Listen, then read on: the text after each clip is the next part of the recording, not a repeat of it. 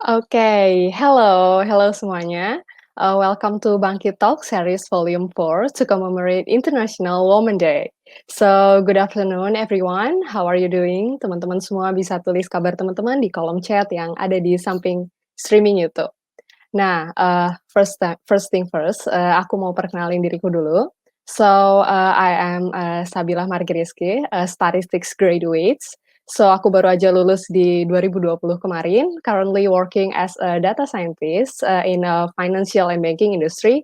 And, aku juga salah satu volunteer Bangkit tahun ini sebagai, soft skill advisor. So yeah, that's all about me.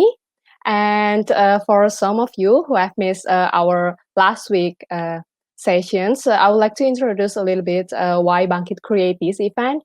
So we want to broaden your insights and inspire you all in excel in tech industry, especially for women, because of the world and technology still has a long way to go to be equal. So we want to create a force of change to uniting you all with a successful woman in the tech industry. And today we about to discuss how to lead the digital team while still maintaining the work-life balance. So ini topiknya memang lagi hangat-hangatnya banget nih. So why topik ini itu penting? Karena we heard about digital technology and we know that the pace is not like any other industries. So the things are so dynamic in the tech industries. Changes can happen in a second, so we need to keep always innovate and innovate. That is why we want to hear from these two incredible women how to make sure they are excel in the world and also still maintaining the well-being. So, to all Bangkit friends, please welcome Kak Prisciliana from Associate Product, VP Product at Tokopedia, overseeing various product development and marketing programs. She has also received her MBA from Harvard Business School. So, how are you, Kak Priscilla? Hi, Isabella, and hi, friends from Bangkit. So glad to be here today and speaking to all of you. Okay, great. And also in here, Kak Priscilla will be accompanied by Kak Amelia Hendra, a VP of Design at Traveloka, where she leads almost 70 interdisciplinary product designers, and she also holds a BA in visual communication and completing a Master of Philosophy in Education from Cambridge University, UK. What an amazing resume. So, Kak Amelia, how are you? Hi, Sabila. Thank you for having me here. Hi, Priscilla. Hi, friends from Bangkit. Nice to meet you all. Nice to meet you too, Kak Amel, and also Kak Priscilla. Thank you so much for your time today. We really looking at your resume, and you must be very busy at your work. And yeah, we really appreciate your support for these sessions. Sebelum kita mulai ke banyak pertanyaan, mungkin ada yang mau disampaikan dulu dari Kak Amelia dan juga Kak Priscilla ke peserta Bangkit hari ini nih, yang nonton kita sore ini. Okay, I can go first. Hello, Bangkit friends. Very happy to have you join us. We hope you can join the session and then listen to some of our stories that we'd like to share. And yeah, hopefully it can inspire you in your journey as well. Thank you. Thank you, Kak Amel. Maybe dari Kak Priscilla? Yeah, following up on Amel, just really glad to be here today and speaking about work-life balance. I think I look forward to having an engaged discussion with you guys because I think the importance of work-life balance is because when you can lead yourself and take care of yourself, you're much more able to take care of your team and be much more effective at work. So it's really not a selfish goal that is only benefiting yourself, but also your teammates at work and also your company. Okay, great. Bakal menarik banget nih ya untuk sesi kali ini. So, today kita ada a couple of questions untuk Kak Amel dan juga Kak Priscilla. And we really encourage the students to also take their questions. So, maybe di akhir nanti kita bisa juga bacain pertanyaan-pertanyaan dari teman-teman. So, let's start. So, the first questions mungkin bisa dari Kak Amel dulu untuk jawab. Could you share your experience on how you reached this point in your career? And did you always know that working in the technology industry is what you really wanted to do?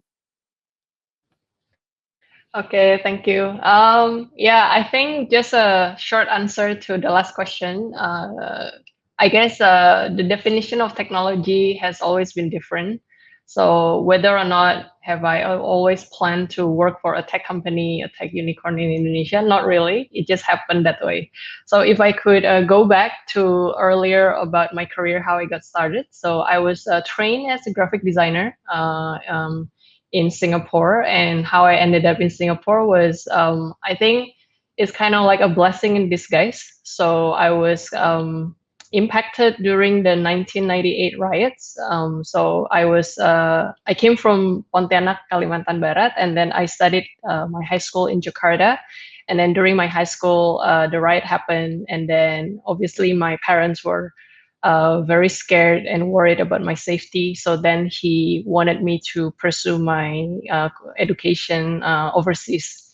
So I first started a diploma course in Kuching, Malaysia. So, and I studied business. I was okay. I kind of enjoyed it, but then I realized that that was not my passion.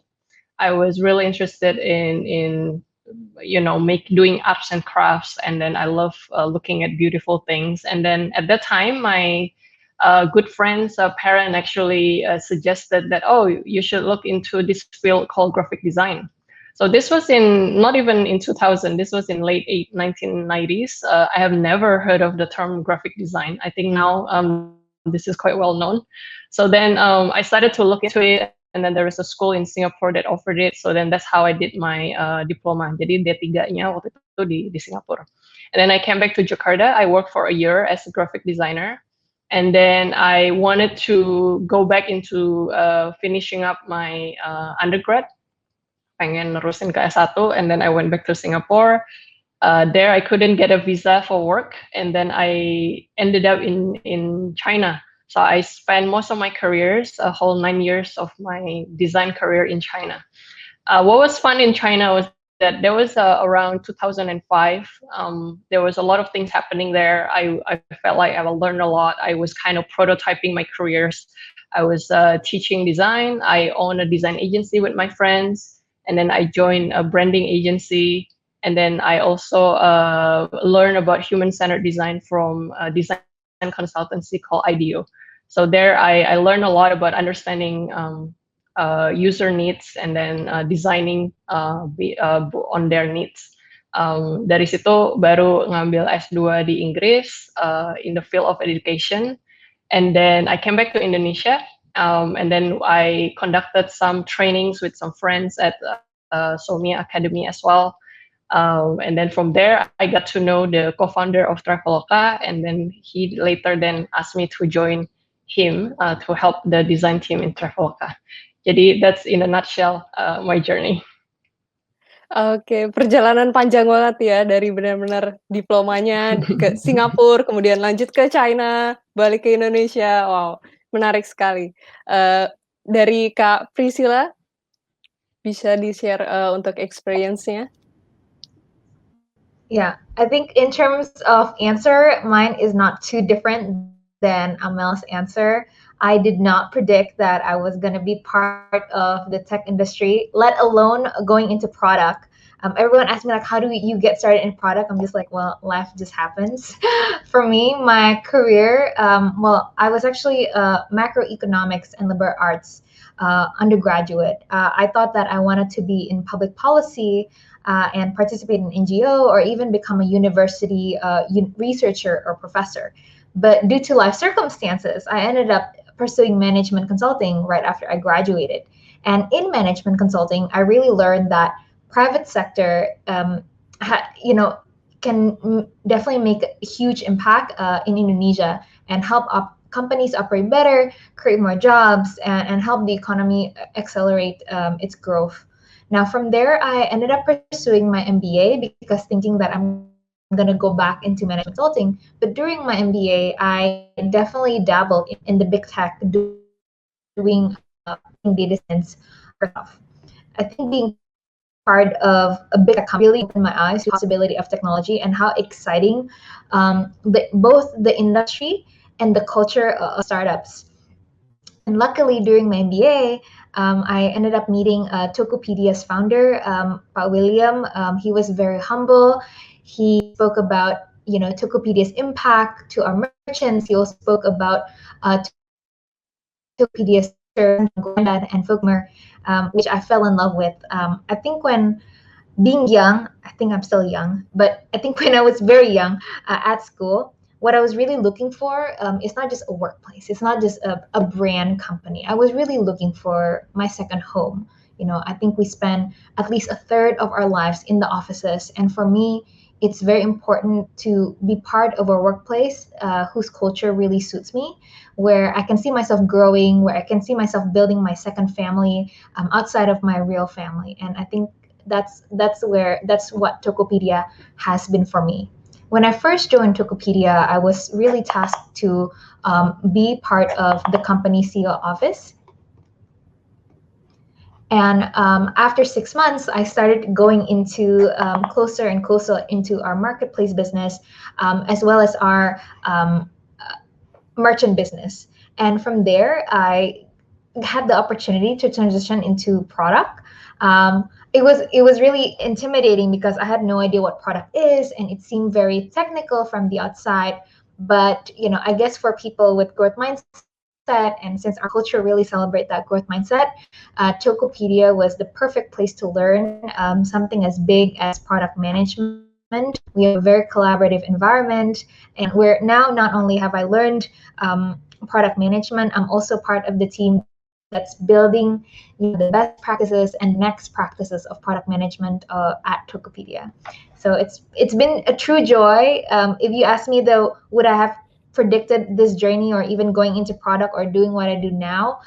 Probably not. So my advice to a lot of young friends here, don't worry if right now in this year you don't feel really settled or you're unsure. If you ask me, I'm probably still unsure myself, but just enjoy the ride and see where life takes you. Wow, thank you banget untuk answer-nya dari, Kak Priscilla dan juga Kak Amel. Ini banyak banget yang udah bisa kita ambil dari sini nih. Yang paling pertama yang pasti kita harus bisa, menyesuaikan dengan ya bagaimana hidup akan membawa kita ke depannya. Nah, kemudian juga ya kita harus bisa nge-gain networking juga karena bisa jadi dari situ adalah teman-teman kita yang nantinya ke depannya akan membawa kita ke tempat bekerja kita ke depannya nanti yang mana bisa sangat nyaman untuk kita dan kayak yang tadi Kak Priscilla bilang, how kantor itu bisa kita rasa jadi home, seperti itu. Oke, nah kemudian kita ada pertanyaan berikutnya, mungkin bisa Kak Priscilla jawab dulu nih, untuk, gimana sih kesehariannya, baik dari Kak Amel dan juga Kak Priscilla, jadi students-students di sini tahu nih gimana sih, kesehariannya associate VP dan juga VP di daily basis. Terutama kita juga sekarang lagi, WFH yang mana kayaknya most of people malah jadi working lebih banyak kalau WFH dan selebihnya kayak gitu. Nah, mungkin bisa di-share nih gimana dari Kak Priscilla dan juga Kak Amel, di daily basis-nya selama jadi associate VP dan juga VP.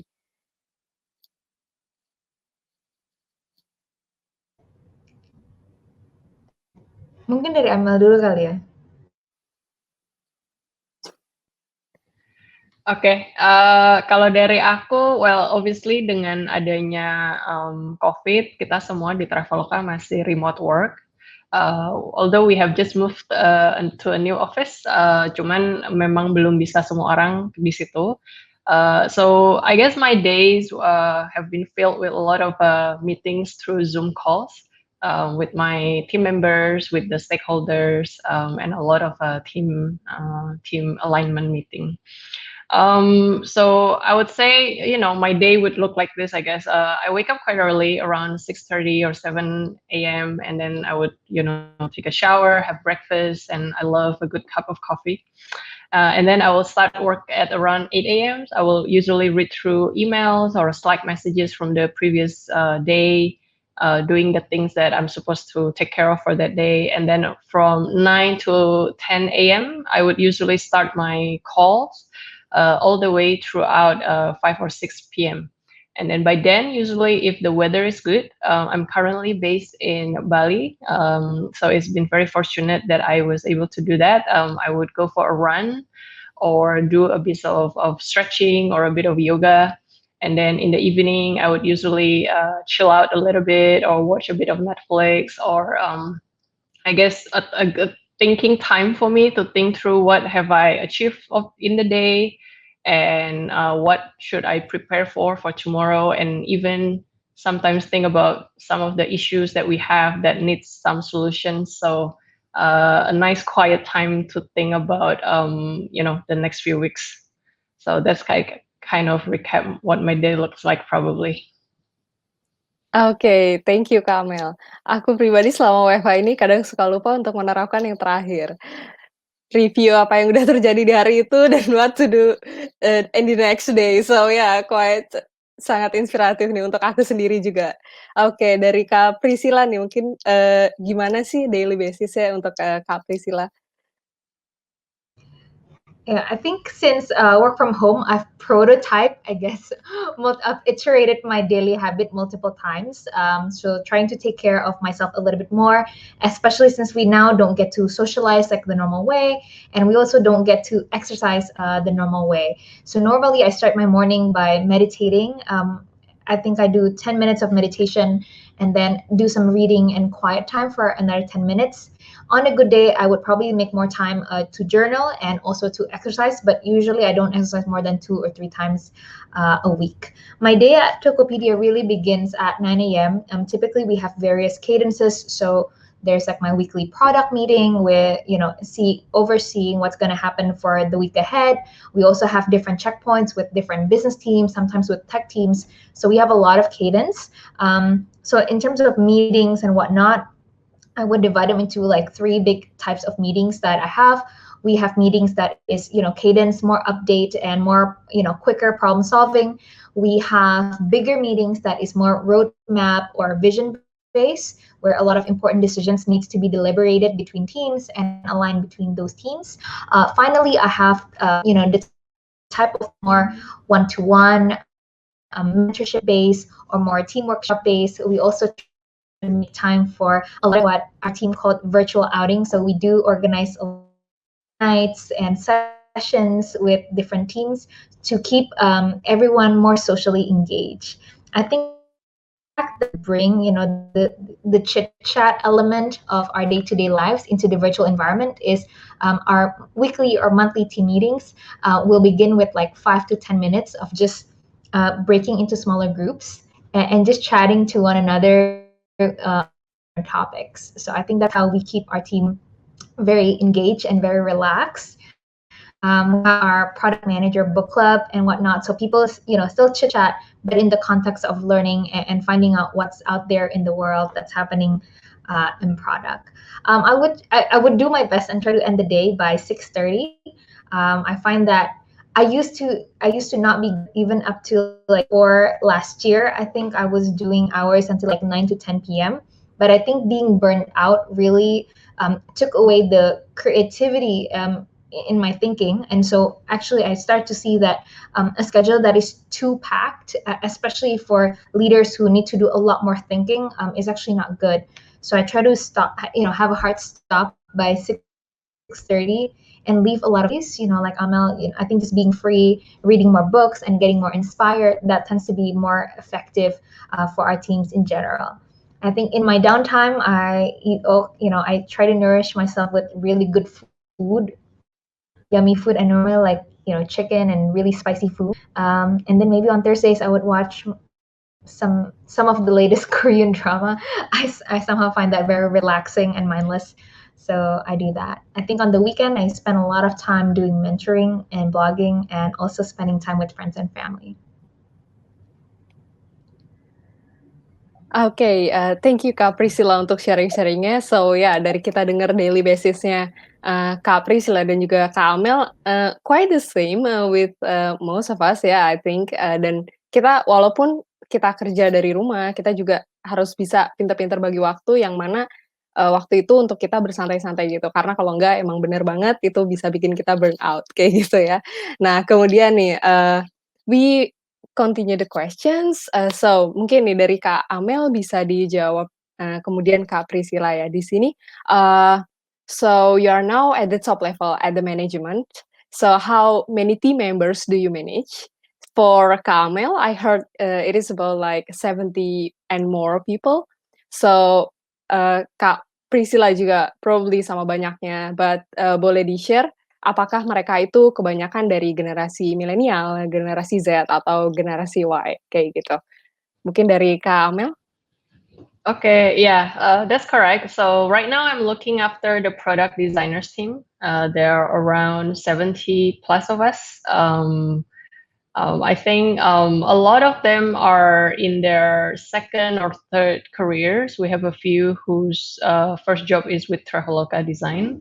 And then in the design leadership team, we have people who are maybe I would say, quite senior designers who become people managers as well. So kalau di teman-teman desain itu ya apa ya background mereka memang rata-rata dari HCI, Human Computer Interaction atau graphic design, visual communication, ada interaction design juga. We also have a couple of people from tech background. Ada copywriters, copy editors juga, dan illustrators or social sciences background. Kalau dari stakeholders, so people in the product teams or engineering, I think a lot of them are also in the probably generation Y and X, I would say. Kalau dari my direct manager itu mungkin around my age, I would say. We're in our mid to late 30s probably. Ya, jadi is lumayan bervariasi ya, and this is why I'm quite excited at the company because I think we can learn a lot from each other, from diversity of generation. And what's important is that I think it's less about which generation are you from, but the diversity of ideas and skill sets and knowledge that you bring to the table. So disinilah kenapa kita pengen punya tim yang lumayan bervariasi sih, dari asal usulnya, dari umurnya juga, dari backgroundnya juga gitu. Oke, cukup variatif banget nih untuk tim desain di Traveloka ya. Untuk Yeah. Kak Priscilla apakah oke ya? Kayaknya internetnya drop mungkin. Oke, so aku lanjut untuk questions menjawab jawaban yang tadi. Dari perbedaan yang tadi itu ya, bagaimana sih menurut Kak Amel sendiri nih, yang generasi Z itu alias ya generasiku dan juga teman-teman yang sekarang lagi kuliah dan teman-teman peserta bangkit, itu kira-kira yang bisa kita kasih ke tech company itu apa sih gitu di usia kita yang cukup masih muda kayak gini nih? Ya, yang pasti kalian bisa memberikan kita semangat. Bukan berarti orang yang lebih tua nggak ada semangat juga, tapi I think the different energy level that you brings is it can influence us as well.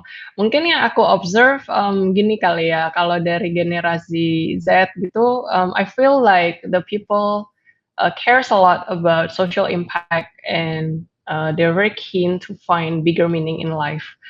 They're very willing to share. They're very open to have opinions and not shy to share what they think kali ya.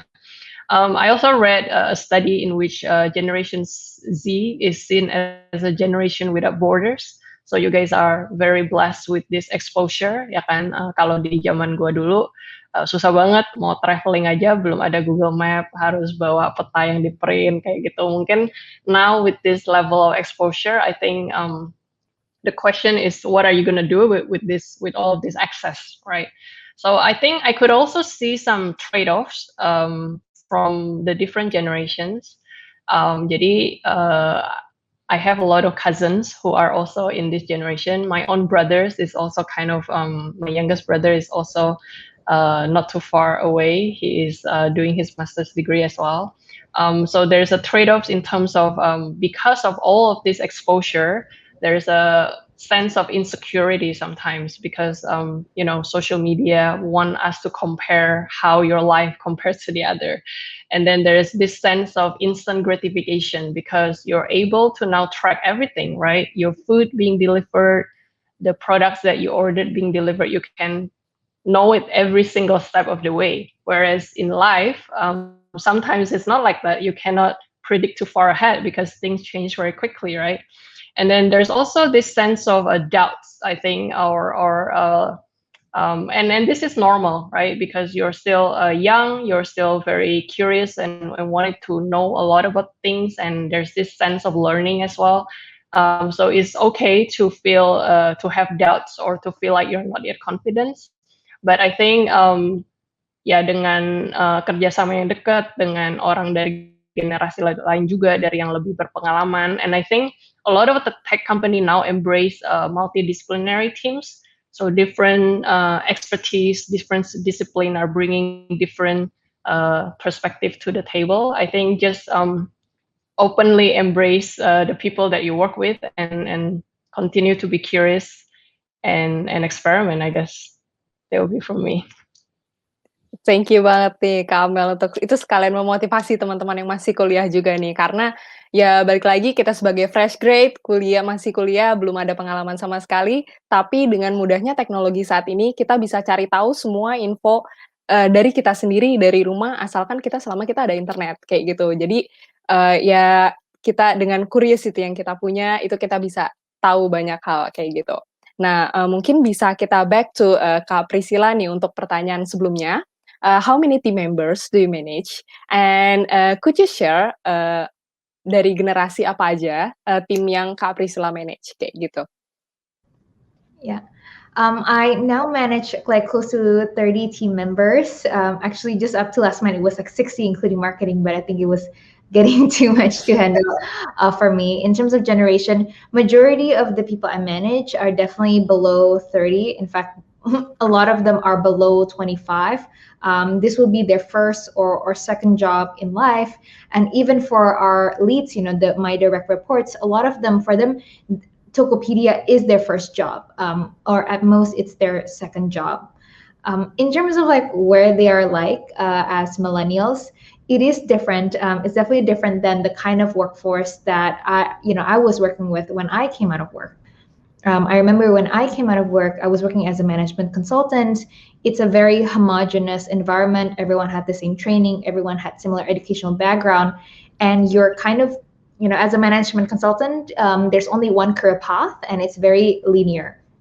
But for millennials in startups today, the joy that a lot of millennials experience today is the joy of options. You can go anywhere. You can be part of any industry you want. You can be part of a small company that's more family-like, or big corporates where you do impact, you ship products that impact millions of people. You can be part of the marketing team, social media team, a product team, engineering team. And I think the downside of having so many options, fueled by the steroids of social media, is a lot of young people today, they get easily confused.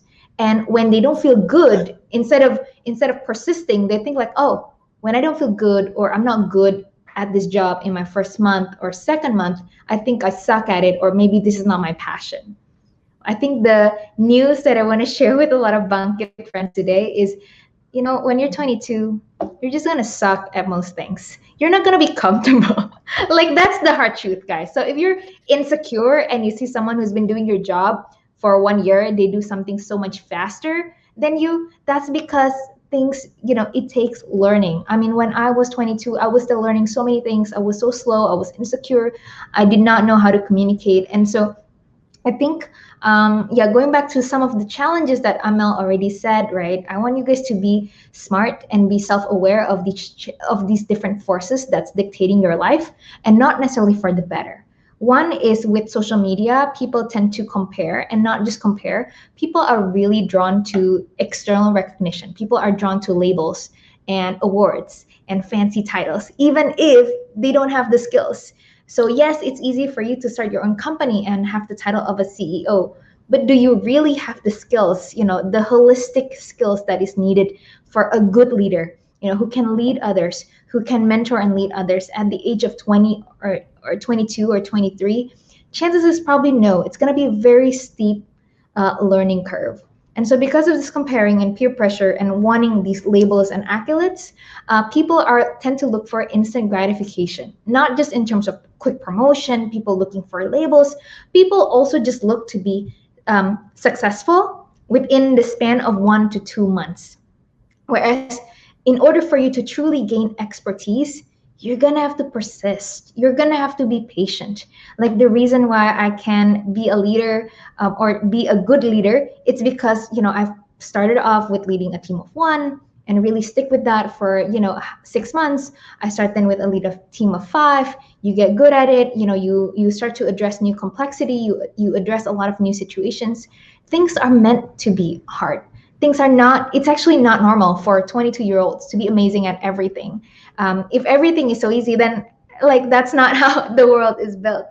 So I think so being aware that the youth of today want things fast and want things easy. I think I have to, as a leader, I have to give a lot of the young people in my team that perspective that, hey, it is actually okay for you to not be good at your job, your first 3 months. It is okay. What I tell them is like, when you come in, don't try to prove yourself. You're gonna be sad. Don't compare yourself to your peers. You're gonna suck in your first 3 months. But then after that, you're gonna get faster. You're gonna get smarter. You're also not gonna know everything about the world, but because our world is developing so fast, but you're gonna gain competence in problem solving skills and project management and being a lean startup. And with that, whatever new problems you encounter in the future, you're going to gain confidence in yourself. You're going to know, hey, I'm new at this situation, but with my growth mindset and with this problem solving, structuring skills, I can take on any new challenges that I have. And if things don't work out your way the first time, all you need to do is take a deep breath and okay, this is what happened, this is what we learned, and this is what we're going to do to improve. I think startups and leaders love people who persist, love team members who continue to iterate instead of trying to know everything at the get-go. No one, I think what I love about working in Tokopedia is because the problems that we face is so complex that no one is smart to know what is the right answer all the time. Like even for me as a leader, I don't know what to do. What I do know is how to organize the teams to work together so that we can solve problems together as a team, as cross-functional team, not just as product, but also involving our business and designers and tech perspectives. So yes, I think my last advice to our Bangkit friends. So know that, that's where you are at in life. And it's actually not good to try to feed into your ego or your emotions and try to feed that instant gratification. If you're looking to be successful or be, have a smooth ride, you're most likely going to find yourself at, a very easy job where there is no growth opportunity because you're always in your comfort zone. And I don't think that's the kind of career path you should be aspiring towards. You should go where it's difficult and you should go where you can learn and grow a lot. And trust me when I say your title and your job offers, they will match the skills you have. Okay, maybe you can negotiate a great salary at the age of 22. But if that's not a place where you're learning and that's not a place where you're adding value as a human being, you're going to be stuck. Whereas people who truly focus on their learning and their skills, even if your current job cannot offer you a career path, you can always interview and get a better one. But moving around, just trying to game the title and trying to game the salary without truly learning, that's going to lead you to a dead end. Okay, thank you very much, I Kak think Priscilla. Uh-huh. Okay, if I can add more, I couldn't agree more with Priscilla on this one. Yeah, I think the title, the income, that comes later, because once you have the skill set that you're really, really good at, that you've honed for 3 years, 5 years, 6 years, the offer will come. So the opportunities will always be there, but because the world is getting a lot more competitive, I think you have to focus a lot on honing your skill. And I think programs like Bangkit are really good, in which you are given the opportunity to actually learn and get updates and upskill yourself.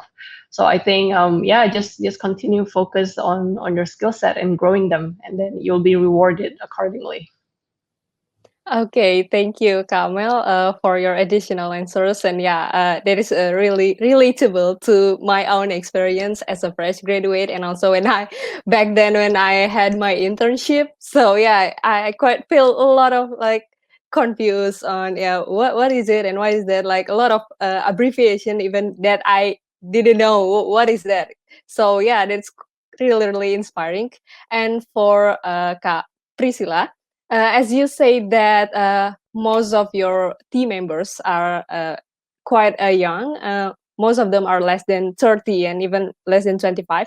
So, what do you think is the best quality that the youngest generations, like us, can give to the tech company? What when I think about my team members who are very young and new at their job but become very successful, number one, they are the kind of people that is no baper. Okay, because when you're young, you just gotta be hardy. If things go wrong, you just go right back at it.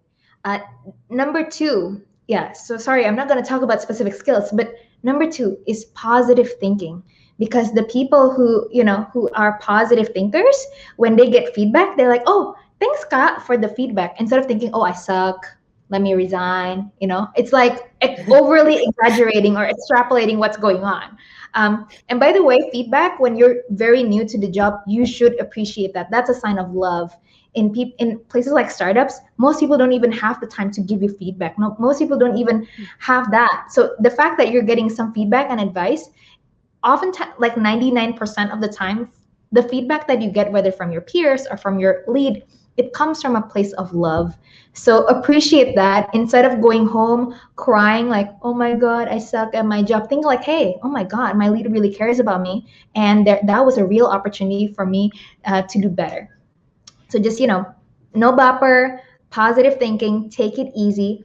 And number three is just continuously improve themselves. The people who thrive and accelerate faster in my teams, they are curious and they don't stand still. Like even if this week, whether they had some critical feedback or they did well, rain or shine, they will just try to think, hey, how can I improve my game next month? How can I improve my game next week? Okay, if this was great, what else can we do to improve? And so I think what I want friends here to think about is that change doesn't have to be big. It can be like minor improvement, but if you think about it and go and try to improve yourself or your work or your analytical skills or your communication skills week on week, 1% change every week, within 3 months, you're going to notice a huge difference in yourself. So I think these are the three, Sabila, that I noticed among my more successful or faster growing younger team members. Oke, thank you banget Kak Priscilla, bener banget, no baper dan juga, persistensi ya. Jadi ya memang ketika di awal-awal kita intern, ketika di awal-awal kita baru masuk dunia kerja, memang banyak banget hal-hal yang kita nggak paham dan rasanya tuh kayak, aduh let me resign, just like as you said, ya. Jadi emang kayak dan kita merasa sangat bodoh kayak gitu, tapi balik lagi, have a growth mindset, so yeah, we can always take the positive side from every feedback and also, from ya yang itu bakal nge-build kita ke depannya seperti itu, okay. So, we still have, some questions in here, so, as, we all know, managing team is not easy. With different backgrounds and maybe generation, like you said, how you manage the team to get engaged, motivated, and especially in the tech industry where things are move really fast. So maybe dari Kak Priscilla bisa dijawab. Okay, I think managing teams, I would always think of like first the culture, then the processes, then the people. So first and foremost, while culture is easy to do, we write on a piece of paper. For example, no bupper is actually a principle in our team. We make sure that we socialize that so everyone knows what is the expected behavior, what is okay and what is not okay in our team. For example, we encourage, positive thinking. We encourage, for example, in our team, whenever there's a mistake, hey, there's no blaming, but let's focus on what we can improve. So that's first and foremost, creating an environment and a culture where people can feel safe, celebrated, and can thrive. Number two is a lot of it is the processes. So using a lot of documentation to bring in fast and efficient collaboration. So I think a principle in our team is we document just enough. So we're not trying to create work, nggak usah bikin PR ya, nggak usah repot. But I think having simple trackers, seeing where people are at, weekly status updates, that is very easy to maintain and easy to share with other teams who is curious where our team is at. I think that's something that we focus on. We also we also document our, at Tokopedia, we document our annual goals. Per team, we also capture our quarterly goals. So different teams know where we're at. Finally, in terms of the relationships itself and the team, we do, at least I focus a lot on hiring and making sure that people, we hire the very best people who is a great culture fit. And when they join our company, they are well acclimated. So they feel like they can adjust really fast and move fast and know that the kind of culture and principles that they need to perpetuate when they come into Tokopedia. And then lastly, in terms of, it's still on the realm of people, but we spend a lot of time building relationships, not just with each other. I mentioned before, we do our own, product management book club. We have a lot of ice breaking and games to bring in, that relationship of trust among each other within the product and business team. But we also create workshops, for example, quarterly innovation workshops with our designers and engineers. We also have designer workshops where we reflect and update our design principles. So I think these little touch points make sure that we are aligned in our minds and hearts. And finally, I think in terms of having a great collaboration, you can have the best documentation, but if you don't have personal relationship with the people that you work with, that's gonna fall short because people are gonna think like, ini orang kaku banget sih, ini orang kayak buku banget gitu. So I think outside of all the formal processes that's happening at work and honoring the formal processes, making time to just do, bi-weekly one-on-one or check in with your closest collaborators and check in, when things are good, when things are bad, or calling first when things are going bad. I think that's a principle that I try to espouse. So having that collaboration on and off paper really helps. I think the last thing you want to have is misalkan lagi ada issue, tiba-tiba langsung salah-salahan gitu kan, like that's not a good that's not a good approach, and that's definitely not the way for you to build lasting relationships at work. Whenever something goes wrong, the first thing that I normally do is just to pick up the phone with my collaborator and like, hey, what's going on? What's the challenge or the blocker that you're facing? Is there any creative solution that we can pursue together? Anything that I can shift on my end to help you unblock this? So if we keep repeatedly doing that, we'll be creating an environment of trust, an environment of problem solving, an environment where everyone really just thrives at work. Okay, thank you Kak Priscilla for the answers. Maybe Kak Amel bisa di-share untuk how manage the team and keep them motivated. Yeah, thank you. I think for Traveloka Design, we're all still learning, adjusting to the new normal, the new work situation. I think I agree a lot with what Priscilla has been saying. I think a lot of us are doing that at Traveloka as well. Maybe what I could add is to be more focused about what do you want to practice. And then, relating back to our theme of work-life balance, I think actually when you are very passionate with what you're doing, there's a harmony that comes together, right? And this comes from udah nggak ada lagi gitu batasan antara jam kerja versus jam nggak kerja gitu. Because if you love doing something, obviously you're gonna keep thinking about it, well, whether or not you are in front of a computer, I think. From my own personal experience, I have always been passionate about design. So even when I'm not in front of a laptop designing or thinking about how to solve this problem, when I'm out there watching movie, listening to podcasts or reading a book, I also very deliberate in uh, getting the information that I need to help me in my day-to-day job. So, for example, I love watching movies on Netflix, and what I realize is that a lot of the theme of the movies that I love to watch is about workplace and people who are really good at what they do and how do they navigate their work relationships. So I learn a lot from those movies. Ranges for everything, right? I love The Crown. I think back then Netflix has Madam Secretary. I love that show a lot. I learned a lot about doctors from Grey's Anatomy. I love I think there's The Good Wife, which is about lawyer story. So I think a lot of the story, even though it's my entertainment, I'm having fun watching it. I think a lot of the ideas that I gathered from that movie actually informs me how I can learn and manage my team members and motivate my team members as well. So yeah, maybe that's from me. Oke, thank you Kak Amel untuk, sharing-sharing-nya nih. Kemudian, kita ada, next questions, could you share how you manage your time when you were still in the university? Any tips for all of the students in here? Maybe Kak Priscilla?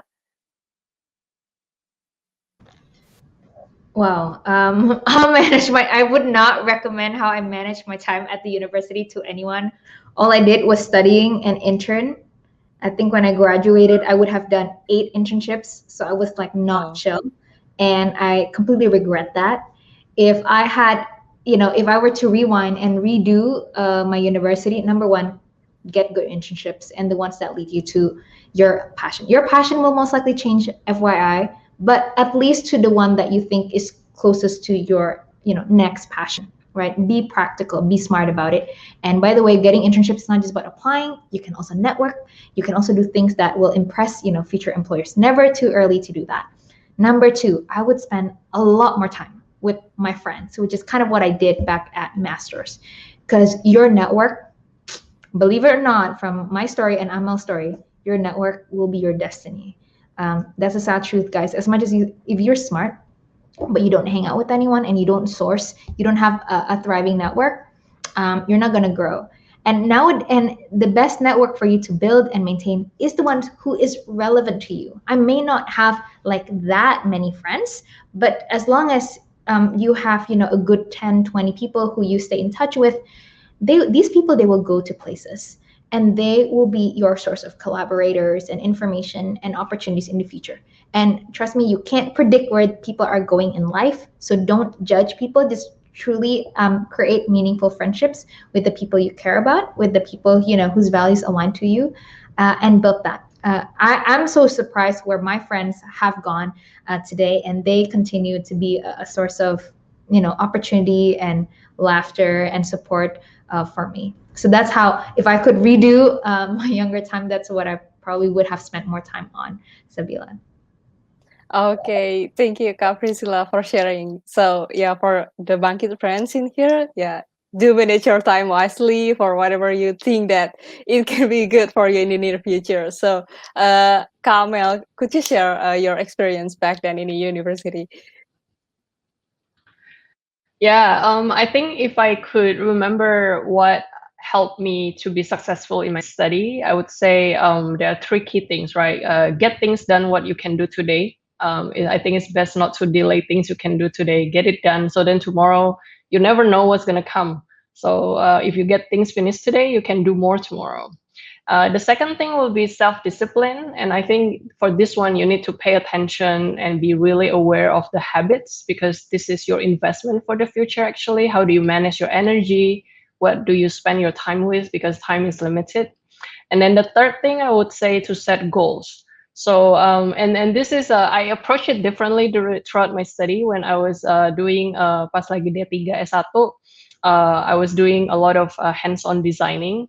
I was in my late teens. I have a lot of high energy. I was designing nonstop. Sometimes, 2-3 malam nggak tidur, cuman ngerjain because I love it so much, right? I would be reading and researching, and then I collapse. But then, as you grow older, when you're in your 30s, you can't anymore because your body are not made for those kind of modes.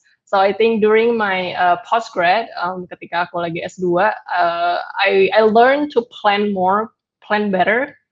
So I would time box my day. So I would have a studying time that would be around 40% of my time is for studying, and then I would try to have a good sleep. I think 6 to 8 hours is a good amount of sleep. So that's already 30% of my time, right? And then the rest I will do play sports. I think it's important you have a good metabolism that helps you stay healthy. You eat healthy, you choose the food that you eat, the nutrition that you eat, making sure that, because all of those are the food for your brain, right? And then socializing with friends. I agree with what Priscilla was saying. Networking is so important. And I think while you're socializing, you're supposed to also have fun, right? You enjoy the company of the people, you exchange ideas and knowledge. So I think, build a good habit, deliberate practice. So being very mindful with how you spend your time. And I guess just experiment and see what works.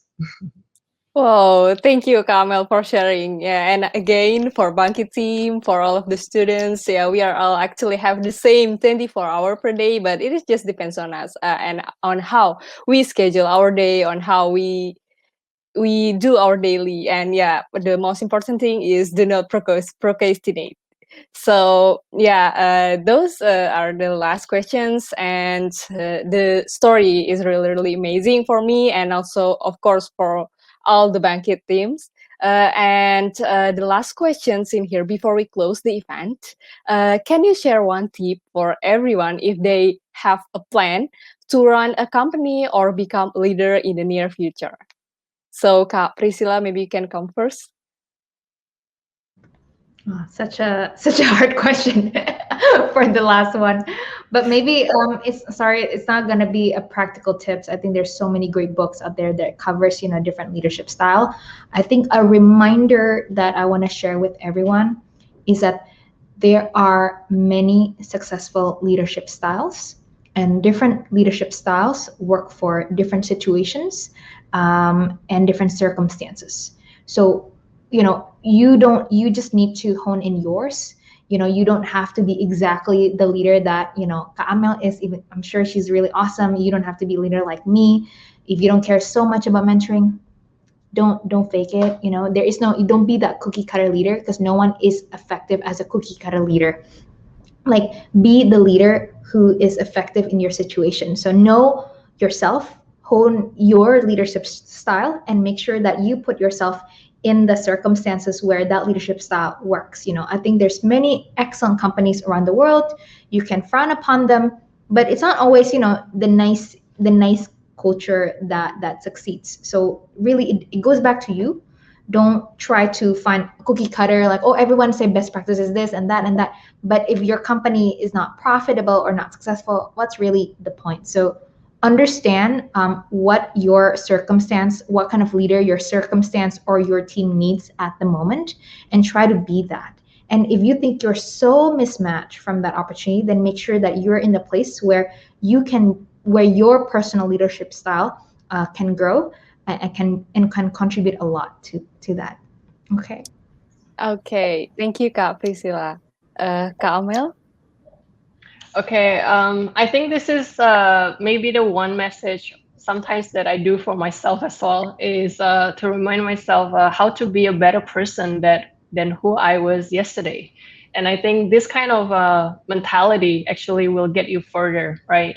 So what does that actually mean? It's basically for you to have your own self-belief, right? What kind of person do you want to be? What kind of skill set do you want to hone, or do you want to master?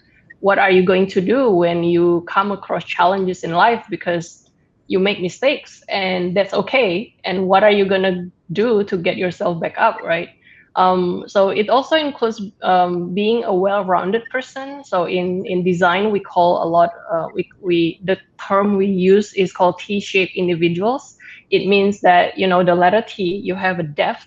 That's something you're really good at. And these crafts could be anything. It's not just design, right? It could be on data. It could be you as an engineers or developers. It could be anything.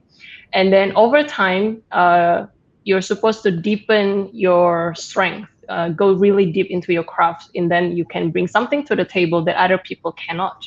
And then the other side, which is the breadth of interest, right? you have to stay curious, continue to experiment, and see, pick up new things and be what do you call it, open-minded to try things out. So I think allow some surprises in life as well. Be flexible. I feel like a lot of the millennials these days are afraid to embrace ambiguity because sometimes life just happens. You can't really predict. So I think there will be my message. Okay, thank you very much, Kak Amel and also Kak Priscilla for the sharings. And those all are the questions from the Bangkit team. But before we close the event, we have one of the Bangkit participant in here who would like also to ask the questions directly to the Kak Amel and also Kak Priscilla. So in here we have Anna Karenina from Android Learning Pad. So Anna, you here? Okay. Hello. Yep. Hi, Anna. Can you hear me? Hi, Anna. Hi, everyone. Hi, Anna. I'm very happy to have this chance to ask my question directly to the panelists. So, my name is Anna Karenina. I'm from Android Mobile Development Learning Pad. I want to ask to both of the panelists. As we know, designing a product is not an easy task. What are the biggest challenges you face in your journey while developing and designing a product? And how did you make sure your team has a life balance while facing the challenges? That's my question. Okay, Kak Priscilla, maybe you can try to answer the Anna's questions. Okay, I think I'll say there are two big challenges when designing a product. Number one is overcoming your own assumptions as a human being, because you think you know the user, but let me tell you, you don't. You think you're smart. So always make room for doubt in the room.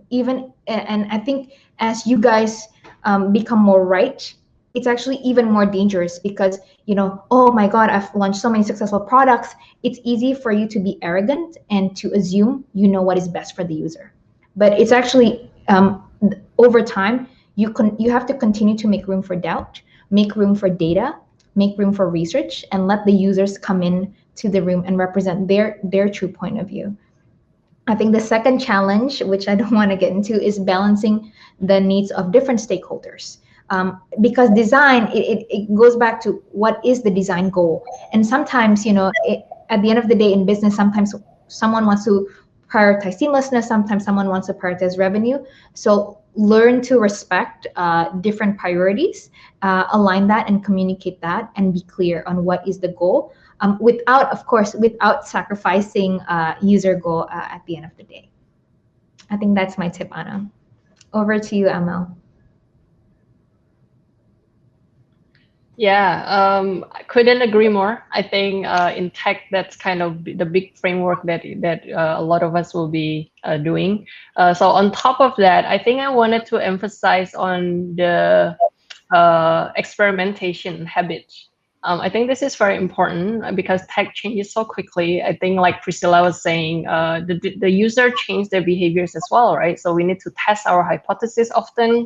We need to frame the right problem. We need to iterate as we go and be open for that change. I think kalau dari gue mungkin tambahannya itu aja. Thank you. Oke, thank you Kak Amel dan juga Kak Priscilla. Untuk Anna, apakah jawabannya sudah menjawab pertanyaan-pertanyaannya tadi? Ya, itu sudah sangat menjawab. Thank you so much for answering my question. Okay. Thanks, Anna. Thank you, Anna. Oke, terima kasih untuk Anna juga dan teman-teman yang sudah menyaksikan hari ini because we are kinda running out of time, so we are really sorry that we couldn't answer the questions at Slido. And thank you juga untuk Kak Amel dan juga Kak Pris untuk sharing-sharing ceritanya yang benar-benar inspiring, baik untuk teman-teman Bangkit dan juga aku sendiri khususnya as a fresh graduate. So kita akan langsung jalanin tips-tipsnya ya. We hope. So, untuk teman-teman masih banyak lagi sesi talk show seru-seru lainnya selama di bulan Maret dari Bangkit Team. Jangan lupa untuk terus stay tune dan participate. Thank you and enjoy the rest of the day. Thank you semuanya, semoga itu bermanfaat. Thank you Sabila, and bye Bangkit Teams. Thank you Kamel and also Kak Priscilla. Thank you, Sabila and the Bangkit team. Good luck with everyone.